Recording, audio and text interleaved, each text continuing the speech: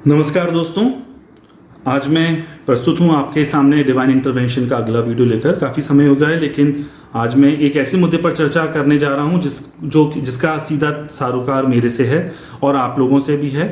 काफ़ी दिनों से बातें हो रही हैं हिंदू धर्म को मिटा देने को लेकर। भारत के कुछ नेता हैं जिसमें प्रियंक खड़गे हैं, उदयनिधि स्टालिन हैं। इसके अलावा भी कई ऐसे नेता हैं जो अपने आप को रैशनलिस्ट बोलते हैं। उन्होंने बोला है कि हिंदू धर्म बीमारी की तरह है या हिंदू धर्म को ख़त्म कर देना चाहिए। और आज ही G20 पर फ्रांस 24 पर बहस करते हुए IIT दिल्ली की एक प्रोफेसर दिव्या द्विवेदी ने कहा कि वो एक ऐसी इगैलिटेरियन सोसाइटी देखना चाहती हैं भविष्य में भारत में जिसमें हिंदुइज्म ना हो, without Hinduism, an egalitarian society without Hinduism. And जो उसका पूरा फोकस है कि भाई आप जिनसे भी हम बात कर रहे हैं या जिसने भी अपना एक्सप्लेनेशन दिया है कि वो हिंदुइज्म के इरेडिकेशन की बात क्यों कर रहे हैं, तो उन्होंने इसका कारण दिया है कि हिंदू धर्म में कास्ट सिस्टम है और कास्ट सिस्टम जो है वो कुछ लोगों को प्रिविलेज देता है और कुछ लोगों को ऑप्रेस्ड करता है। तो सबसे पहले तो मैं इरेडिकेशन की बात करता हूं, उसके बाद कास्ट ऑपरेशन और उसके बाद ब्राह्मणिकल प्रिविलेजेस पर आऊंगा। सबसे पहले किसी भी धर्म को इरेडिकेट करना किसी के बाप की बस की बात नहीं है। सबसे पहले तो मैं ये सभी के बापों को क्लियर कर देना चाहता हूं, क्योंकि अगर आप इतिहास में देखें इस्लाम का जब शुरुआत हुई सऊदी अरब से, और उसके बाद वो पूर्व की ओर बढ़ा और दजला फरात की घाटियां जो कि जिसको हम इराक कहते हैं वहां पर कब्जा किया। लेकिन वहां पर एक धर्म था जो कि मूर्ति पूजक धर्म है, अगर हम और जो कि कुफ्र की पूजा करता है, जो कि कुफ्र को फॉलो करता है इस्लामिक फिलॉसफी के अनुसार, वो है यज़दी धर्म। उसके बावजूद भी वो खत्म नहीं हुआ। फिर वो और पूर्व की तरफ बढ़ा अगर इस्लाम, तो आया पर्शियन रिलीजन। लेकिन पर्शियन रिलीजन में पर्शिया से तो हटा दिया गया है, लेकिन पर्शियंस अभी भी भारत में पारसी लोग रह रहे हैं, ज़ोरेस्ट्रियंस खत्म नहीं हुए। इसके अलावा भी दुनिया में तमाम धर्मों को खत्म करने की कोशिश की गई है, जैसे अफ्रीकन जो ट्राइबल रिलीजन्स हैं या फिर अमेरिकन रिलीजन हैं, बहुत ही माइन्यूट संख्या में बचे अभी भी हुए हैं। किसी भी रिलीजन को इरेडिकेट कर देना किसी के बाप की बस की बात नहीं है। सबसे पहले तो मैं ये तय कर देना चाहता हूँ। और भारत में जो भारत का जो सांस्कृतिक स्फेयर है, जिसको कि आप अफगानिस्तान से लेकर कामरूप तक और कश्मीर से लेकर नीचे सिंहल द्वीप तक मान सकते हैं, क्योंकि इस पूरा का पूरा ये एरिया इंडिक रिलीजन्स के फॉलोअर्स इंडिक रिलीजन्स के फॉलोअर्स यहाँ बसते हैं, हिंदुइज्म, जैनिज्म, बुद्धिज्म, सिखिज्म। तो जिनमें से 3 रिलीजन जो हैं वो हिंदुइज्म के अगेंस्ट में बने हैं। उसके बावजूद भी हिंदुइज्म इरेडिकेट नहीं हुआ है। ना तो बुद्धिज्म हिंदुइज्म को इरेडिकेट कर पाया, ना जैनिज्म इरेडिकेट कर पाया, ना ही सिखिज्म इरेडिकेट करवाया, even by coercion or even by any sort of persuasion. Hinduism has prevailed and is prevailing. So मैं तो ये नहीं चाहता कि कोई भी धर्म को इरेडिकेट हो, ना तो हिंदुइज्म इरेडिकेट हो, ना ही जो कि ये बात करते हैं कि दूसरे किसी धर्म को इरेडिकेट हो जाना चाहिए, हम इस्लाम को मिटा देंगे या हम क्रिश्चियनिटी को भगा देंगे या हम किसी अन्य धर्म को भगा देंगे। तो वो कुछ भी होने वाला नहीं है। सारे के सारे दिवा स्वप्न में जी रहे हैं। हर धर्म मौजूद रहेगा, हर धर्म इस देश में रहेगा, क्योंकि जो इंडिक फिलॉसफी है या जो हम अपनी बात करते हैं और G20 के सम्मेलन में भी बात हो रही है, वो वसुधैव कुटुंबकम की है कि पूरा जो विश्व है वो एक कुटुंब है, वन फैमिली है। तो आप वन फैमिली की बात कीजिए। अगर आपकी फैमिली का फॉर एग्जांपल कोई जो व्यक्ति है वो सही नहीं है आपकी नज़र में, तो क्या आप उसे मार देते हैं? आप उसका नाम निशान नहीं मिटाते, आप उसमें सुधार लाने की कोशिश करते हैं। तो अगर आपकी नज़र में लगता है कि हिंदू धर्म में कोई खामियां हैं, तो आप कोशिश कीजिए कि उसमें सुधार आए।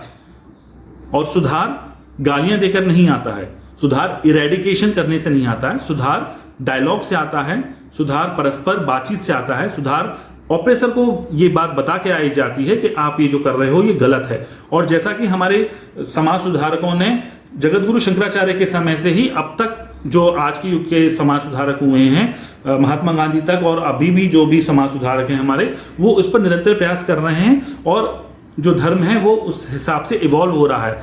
क्या उसमें सुधार आ गया है? 100% नहीं, बिल्कुल सुधार नहीं आया है। क्या उसमें खामियां हैं? हाँ, बिल्कुल खामियां हैं। तो उसको मानते हुए आपको उसको एक्सेप्ट करके उसको आगे बढ़ना चाहिए, उसमें सुधार लाने की कोशिश करना चाहिए। इरेडिकेशन की बात करना is not the right thing to do. Now secondly, जो रीज़न दिया जाता है हिंदुइज्म के, भाई वो क्यों बात कर रहे हैं इस तरह की हिंदू धर्म के खिलाफ, तो बोला जाता है कि यहाँ पर कास्ट सिस्टम है। कास्ट सिस्टम क्या है? कास्ट सिस्टम बेसिकली ये है कि there is the privilege class, there is a class which has all the rights, and then there is a class which is oppressed या which has lesser rights than the privilege class. तो और generally वो privilege class Hindu धर्म में ब्राह्मण बोली जाती है। हालांकि अगर आप देखें डेटा के अनुसार कि अगर आप आर्थिक रूप से संपन्न जातियां देखें तो वह ब्राह्मण नहीं है। ब्राह्मण जाति आर्थिक रूप से सबसे संपन्न जाति नहीं है इस देश की। वे जातियां दूसरी हैं। अगर आप देखें जिनको कि आप तथाकथित रूप से ओबीसी में या दूसरी जातियां बोलते हैं, उन जातियों के पास ब्राह्मणों से कहीं अधिक आर्थिक रूप से संपन्नता है। तो ब्राह्मण सबसे संपन्न पहली बात तो है नहीं। दूसरी बात कि अगर वो लोग प्रिविलेज्ड हैं तो क्या ये एक ऐसा फिनोमिनन है कि भाई हिंदू धर्म के अलावा और किसी धर्म में प्रिविलेज कास्ट नहीं होती है, प्रिविलेज सेक्शन नहीं होता, सिर्फ हिंदू धर्म में है ये? तो आप मेरे को बताइए, क्या इस्लाम में मौलवियों के पास एक आम मुसलमान से ज़्यादा राइट्स हैं या नहीं हैं? क्या क्रिश्चियनिटी में क्लेरिगी के पास एक आम क्रिश्चियन से, एक मजदूर क्रिश्चियन से ज़्यादा राइट हैं या नहीं हैं? क्या एक बुद्धिस्ट मॉन्क के पास एक साधारण बुद्ध धर्म का पालन करने वाले व्यक्ति से अधिक अधिकार हैं या नहीं हैं? क्या जैन साधुओं के पास या सिख ग्रंथियों के पास अन्य साधारण सिख या साधारण जैनियों से अधिक अधिकार हैं या नहीं है? इसका उत्तर तो हाँ है, क्योंकि आप देखिए अगर हम तिब्बत का उदाहरण लें तो तिब्बत में जो मॉन्क्स हैं, जो बौद्ध भिक्षु हैं, जो कि अगर हम इक्विवेलेंट करें उनको तो वो हिंदू धर्म की हायरार्की में वो ब्राह्मणों के बराबर हैं बुद्ध धर्म में। तो वो तो ना सिर्फ प्रीस्ट क्लास है, वो रूलिंग क्लास भी है। So the priests are the rulers in Tibetan Buddhism. Okay, इसके अलावा अगर आप क्रिश्चियनिटी में भी देखें तो the church at one time was so powerful that it was overruling and overturning kings and kingdoms. Okay, similarly the Khalifa in Islam was said to be the God sent person who was maybe I might be totally wrong, but he had certain privileges which were more than a common man or a common person who is following Islam. So let me be very clear, ये सभी धर्मों में है। और अगर आपको लगता है कि आपको किसी और धर्म में वो कम है या ज़्यादा है तो आप उसको पॉइंट आउट कीजिए और उसमें सुधार लाने की कोशिश कीजिए। दूसरा जो बोला जाता है कि ब्राह्मणिकल प्रिविलेजेस हैं, ब्राह्मणिकल प्रिविलेजेस को हम कह सकते हैं are equivalent to the priestly privileges. तो जो प्रीस्ट्स होते हैं किसी भी धर्म में, सिर्फ हिंदू धर्म में नहीं, सिर्फ किसी भी धर्म में जो प्रीस्ट है या वो जो रिलीजियस प्लेस पे काम करता है, जैसे एक मौलवी हुआ या एक फादर हुआ या एक ग्रंथी हुआ या एक बौद्ध भिक्षु हुआ, उसके प्रिविलेजेस हैं, हर धर्म में हैं। तो अगर उसको प्रिविलेजेस मिल रहे हैं, फॉर एग्जाम्पल मतलब उसको मिल ही रहे हैं, ये तो एकदम शीशे की तरह साफ बात है, तो क्या वह नहीं चाहेगा कि वही प्रिविलेजेस उसके आने वाली पीढ़ी को मिले? हर कोई चाहता है उसके प्रिविलेजेस मिले। अगर हम इसका उदाहरण देखें कि जो नेता हैं, भले ही ये डेमोक्रेसी है, भारत डेमोक्रेसी है या कोई भी देश डेमोक्रेसी है, अगर हम यहाँ पे सिर्फ भारत की बात करें तो जो आज़ादी के बाद चुनाव हुए उस समय कोई फैमिली नहीं थी, सिर्फ एक दो फैमिली के बारे में हम जानते हैं, जैसे नेहरू फैमिली थी क्योंकि उनके पिताजी मोतीलाल नेहरू पहले से कांग्रेस में थे, फिर उनके बेटे फिर दोबारा से कांग्रेस में आए। तो उसके अलावा और भी फैमिलीज थी। फिर आज़ादी के बाद चुनाव हुए, उन नेताओं ने मेहनत करी, लेकिन उसके बाद फैमिलीज बनना शुरू हो गई। किसी का बेटा कोई, उसकी बेटी या उसका बेटा, फिर उसका पोता, फिर उसका परपोता, ऐसे करके अभी तक चुनाव लड़ रहे हैं। तो हर कोई चाहता है कि मेरे को जो प्रिविलेज मिला है वो मेरे खानदान को भी मिले या मेरे बच्चों को भी मिले। इस तरह से एक रूलिंग क्लास बन जाती है या एक प्रिविलेज क्लास बन जाती है। ये ह्यूमन नेचर है।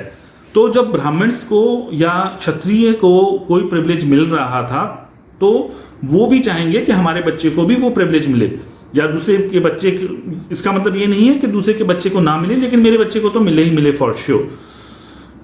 क्या ये सही है? बिल्कुल सही नहीं है। लेकिन क्या ये ह्यूमन नेचर है? क्या ये सब जगह होता है? हर फील्ड में होता है और हर धर्म में होता है? हाँ, बिल्कुल होता है। तो आप हिंदुइज्म को या सिर्फ ब्राह्मणों को ही सिंगल आउट क्यों कर रहे हैं? क्या एक सिख ग्रंथी को जितना अधिकार है वो एक रैदासी सिख को है?